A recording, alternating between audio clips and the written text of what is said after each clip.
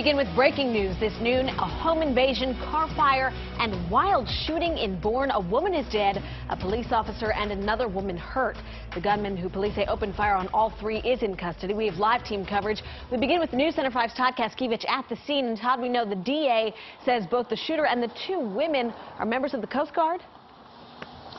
They are, Erica. We had a press conference a little over an hour ago, and we learned quite a bit about this case. As you can see behind me, it is still an active scene and likely will be for quite some time.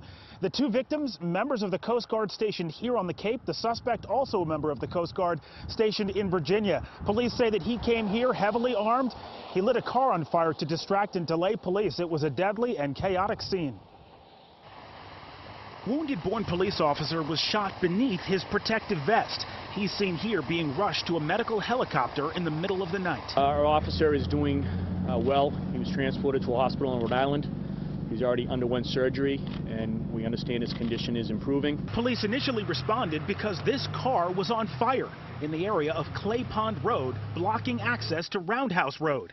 Officers arrived, and suddenly there were reports of a shooting at a complex on Roundhouse Road. But that was blocked by the burning car, so police went in on foot and then came under fire. It certainly was an ambush of the police officers, and it was a home invasion with respect to the two adult female victims. One officer was wounded and pinned down in the midst of a shootout.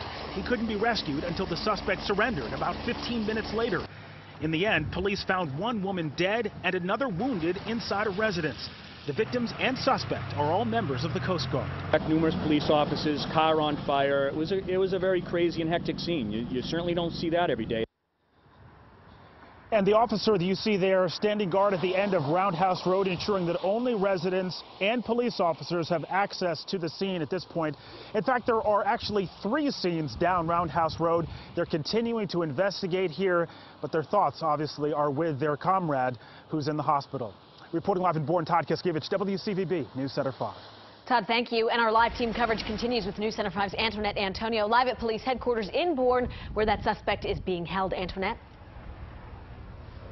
And Erica, that suspect is still here at the Bourne police station right now. We have not seen him transported yet. He is expected to be transported to the Falmouth District Courthouse for his arraignment sometime later on this afternoon. We also spoke with the man's defense attorney earlier this morning. He says he spoke with him a short time ago, spoke with the suspect. Now, he wouldn't release the suspect's name to us, but he did tell us he's 31 years old. As you just heard Todd mention, he's a Coast Guard member based out of Virginia. That defense attorney says that his client was actually in the process of being discharged from the Coast Guard. We also asked about any weapons experience that suspect has. The attorney said that the only information he had right now is that the man is an IT technician with the Coast Guard. So as far as he knew, there was nothing to do with any weapons or any violent criminal history at this point. We also asked about the suspect's mental state. He described him as stoic. He says he does expect his client to be charged with, among other things, murder. And we also asked about that relationship